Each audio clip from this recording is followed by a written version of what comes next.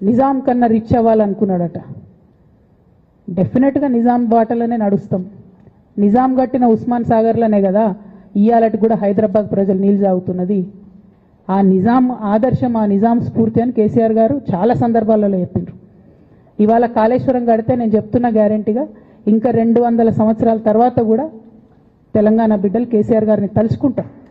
అటువంటి గొప్ప project Kaleshwaram project. ఆ ప్రాజెక్టు డెప్త్ అర్థం కాక, తెలంగాణ భౌగోళిక స్వరూపం మీకు అర్థం కాక, మీకు తెలంగాణ పట్ల అవగాహన లేక, కేసీఆర్ గారికి ఉన్న నాలెడ్జ్, ఆయన ఎక్స్పీరియన్స్, ఆయన ఉమ్మడి ఆంధ్రప్రదేశ్లో ఆయన అనుభవించినటువంటి వివక్ష, ఇప్పుడున్న ముఖ్యమంత్రి గారు ఉమ్మడి ఆంధ్రప్రదేశ్లో కూడా మనకు వ్యతిరేకంగా పనిచేసినటువంటి వ్యక్తి, ఇప్పటికి కూడా పక్క రాష్ట్రం ఎజెండా అమలు చేసేటటువంటి వ్యక్తి, ఇప్పటికి కూడా అక్కడ బనకచెర్ల కడతా ఉంటే మాట్లాడినటువంటి వ్యక్తి. అటువంటి వ్యక్తి నిన్న పొద్దు నుండి సాయంత్రం వరకు అసెంబ్లీలో కేసీఆర్ గారిని ఎన్ని అనరాని మాటలు అన్నారు, వింటుంటే గుండె తరుక్కపోతా ఉంది. ఎందుకోసం అనాలి అన్ని మాటలు కేసీఆర్ గారిని? కేవలం రాజకీయ లబ్ధి పొందడానికి మాత్రమే, అంతకుమించి ఏమీ లేదు. ఇదే రేవంత్ రెడ్డి గారు అంతకుముందు ఒక టీవీ ఇంటర్వ్యూలో చెప్పారు, కేసీఆర్ గారికి పైసల మీద ఆశ లేదు, పాపం ఆయనకు మీటింగ్ పెట్టాలంటే కూడా పైసలు ఎప్పుడు కావాలంటే అప్పుడు చూస్తారు ఎక్కడున్నాయని, కానీ అప్పటిదాకా ఆలోచన కూడా చేయరని. మరి అటువంటి కేసీఆర్ గారి మీద ఇంత కుట్రపూరితంగా అభాండాలు ఎందుకు వేస్తున్నారు? వేసేటటువంటి అవకాశం ఎవరిచ్చారు అన్నది కూడా ఇవాళ బీఆర్ఎస్ పార్టీ శ్రేణులు కూడా ఆలోచన చేయాలి, తెలంగాణ ప్రజలు కూడా ఆలోచన చేయాలి. ఎందుకోసం వస్తుంది కేసీఆర్ గారికి అవినీతి మరక ఎవరి వల్ల అంటింది అలా?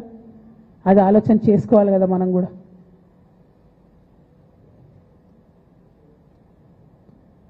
కొంతమంది కేసీఆర్ గారి పక్కన ఉన్నటువంటి వాళ్ళు కేసీఆర్ గారి పేరు చెప్పుకొని అనేక రకాలుగా లబ్ధి పొంది వారు చేసినటువంటి అనేక చెత్త పనుల వల్ల ఇవాళ కేసీఆర్ గారి పేరు బద్నామయ్యే పరిస్థితి వచ్చింది. అయినా మళ్ళీ వాళ్ళనే మోస్తాం, అయినా మళ్ళీ వాళ్ళనే ముందుకు తీసుకెళ్తామని అనుకుంటే పార్టీ ఎట్లా ముందట్టుకోతుంది? ఒక బిడ్డగా నిజంగా నేను బాధపడతా ఉన్నాను.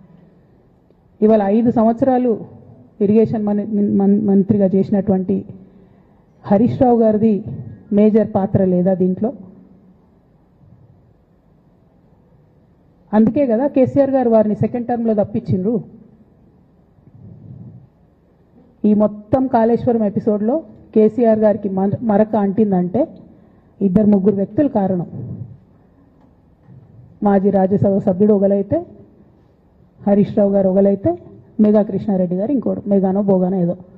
ఈ పెద్ద పెద్ద కాంట్రాక్టర్లు అందరితో కుమ్మక్కై కేసీఆర్ గారు ప్రజల కోసం ఆలోచన చేస్తే, నీళ్ల కోసం ఆలోచన చేస్తే, వీళ్ళు సొంత వనరుల కోసం, డెవలప్మెంట్ కోసం, ఆస్తులు పెంచుకోవడం కోసం ఆలోచన చేసి ఇవాళ మీ వల్ల రేవంత్ రెడ్డి లాంటి వ్యక్తి, తెలంగాణ ఉద్యమానికి సంబంధం లేని వ్యక్తి, కేసీఆర్ గారి కాలి గోటికి సరిపోని వ్యక్తి, ఆయన నిలబడి కేసీఆర్ గారిని చెయ్యెత్తి చూపించి కేసీఆర్ గారి మీద సిబిఐ ఇవాళ నేను వేస్తా అని చెప్తున్నాడంటే కారణం ఎవరు దీనికి?